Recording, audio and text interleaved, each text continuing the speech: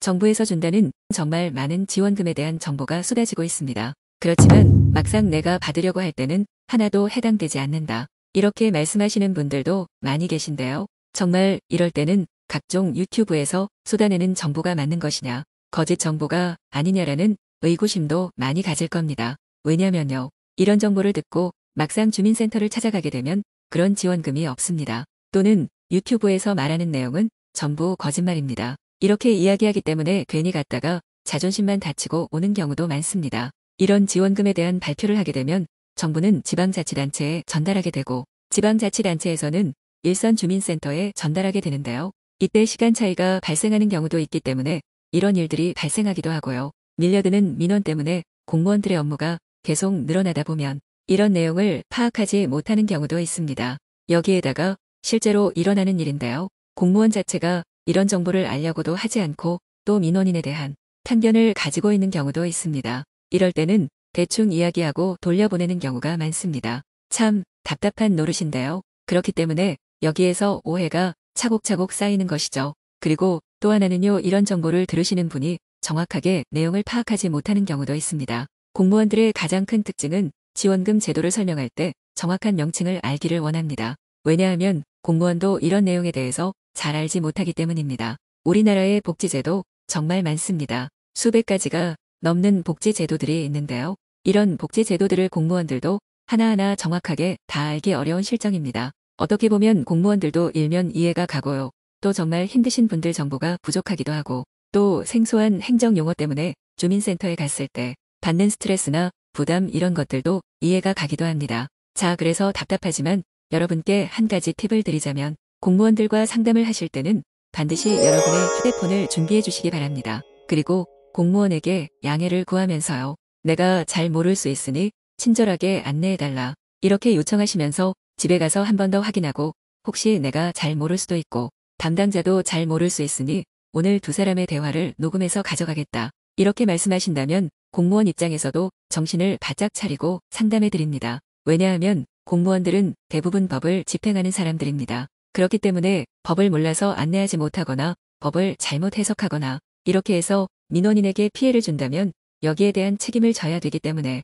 민원인과 상담한 내용을 그대로 녹음한다면 반드시 여기에 대한 책임을 물을 수 있기 때문입니다. 반대로 공무원들도 CCTV를 통해서 녹화하고 또 전화 같은 경우에는 녹음을 합니다. 왜냐면요. 민원인들이 잘못했을 경우에 방어하기 위한 수단인데요. 마찬가지로 민원인도 공무원들의 말만 믿지 마시고 정확하게 대답하는지 아닌지 그리고 조금 더 친절하게 상세하게 파악하는지를 확인할 수 있는 방법. 이것은 녹음을 하는 방법이 최선의 방법입니다. 이렇게 되면 공무원 입장에서도 대충 때우고 넘어가고 또 유튜브에서 나오는 이야기 믿지 말라.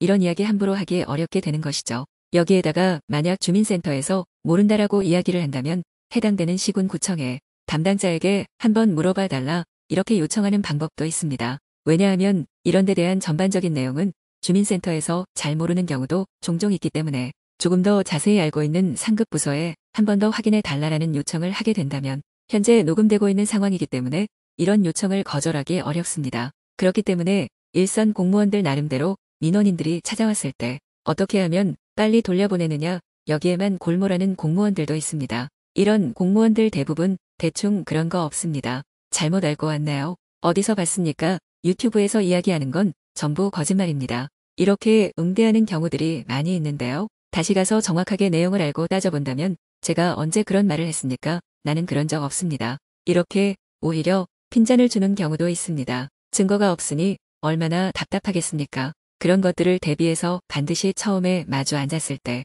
오늘 상담 내용을 제가 녹음하겠습니다.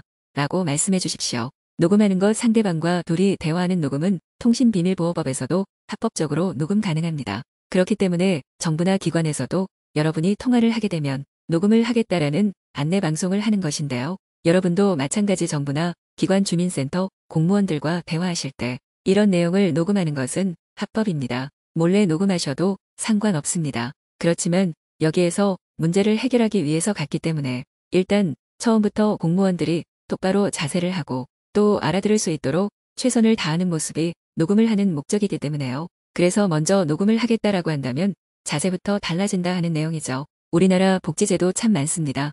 가장 대표적인 것이 기초생활보장제도도 있고요. 또 나이에 따라서 영유아에 대한 정책, 학생들에 대한 정책, 청소년이나 청년주부나 근로자, 그리고 노인에 대한 정책, 이렇게 정책들도 각 세대별로 구분이 되어 있고요. 또 어떤 직업을 가지고 있느냐에 따라서 많은 지원금들이 있습니다. 이렇게 많은 각종 지원 제도를 공무원이 다 할 수는 없습니다. 그렇기 때문에 매번 찾아오는 민원인들에 대한 스트레스도 많을 수밖에 없습니다. 그렇지만 실제 주민센터를 찾아가는 많은 분들이 민원인의 스트레스보다 더 많은 스트레스를 가지고 찾아간다는 사실을 공무원들이 잘 모르는 경우도 있습니다. 다만 여기에서 나온 영상을 다 보지 않고 찾아가시는 분들이 있습니다. 그러니까 앞에 제목이나 앞머리만 보시고 찾아가시거나 전화하시는 분들이 있는데요. 이렇게 찾아가시면 안 된다 그러더라도 어떤 지원금이든 지원할 수 있는 자격이 있습니다. 예를 들어서 노인이라면 만 65세 이상이 돼야 한다는 것이고요. 노인들 중에서 저소득층이라면 재산 기준이나 소득 기준 이런 것들을 다 따지게 됩니다.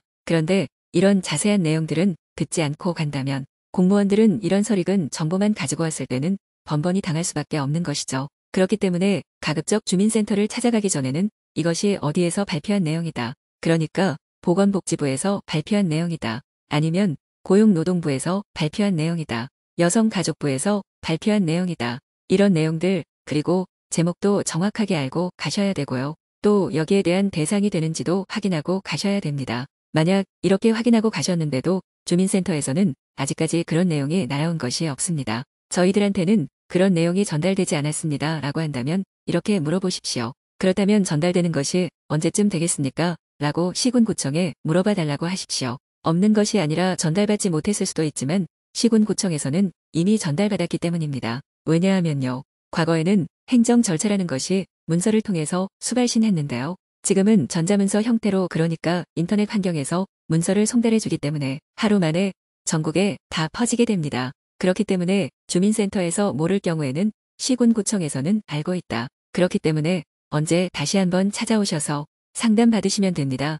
라는 이런 대답을 이끌어내야 된다는 뜻이죠. 우리가 받을 수 있는 정부지원금, 지방자치단체의 지원금, 그리고 각종 사단법인에서 지원해주는 사정 영역에서의 지원금, 이런 것들을 모두 합치면 6,000가지가 넘습니다. 이렇게 많은 지원금들을 공무원들이 정확하게 다 알고 있다는 것은 불가능한 것이죠. 그렇지만 시기별로 최근 일어나고 있는 상황들에 대해서는 공무원들이 알고 있어야 되고요. 과거에는 책을 뒤적뒤적거리면서 찾아보기도 했지만 최근에는 인터넷에서 바로 검색하면 나오는 시스템인데 이런 것들을 모르겠다 한다면 찾아봐 달라, 또는 상급기관에 물어봐 달라 반드시 한 번 더 강조해 주셔야 됩니다. 다시 한번 강조드리지만요. 여러분이 유튜브를 통해서 받는 정보 정확하게 먼저 숙지하는 것이 가장 중요합니다. 제목만 달랑 들고 쫓아간다면 주민센터에서는 그런 거 없습니다라고 했을 때 논리적으로 반박할 근거가 없기 때문입니다. 그래서 영상을 보실 때 조금 더 자세하게, 그러니까 제목을 보시고요.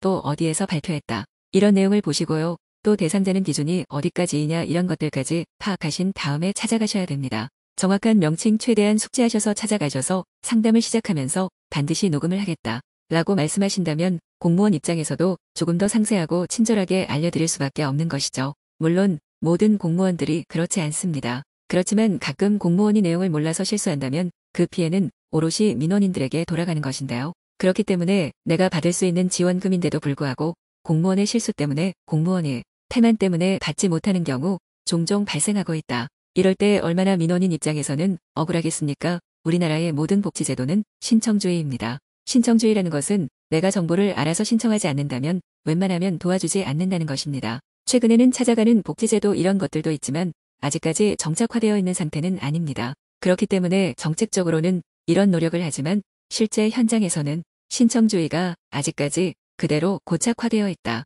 그래서 여러분께서는 반드시 정보를 알고 신청하셔야 되는데 만약 정보를 대충 알았거나 제목조차도 대충 알고 찾아가신다면 내가 받을 수 있는 지원금은 커녕 내 자존심에 커다란 상처만 가지고 돌아올 수밖에 없는 것이죠. 오늘은 조금 답답한 마음에 이런 팁을 하나 전해드렸는데요. 많이들 정보를 알고 받으시길 바라는 마음에서 상담 방법에 대해서 알려드렸습니다. 오늘 영상 여러분께 조금이나마 유익한 정보가 있었다면요, 구독, 좋아요 부탁드립니다.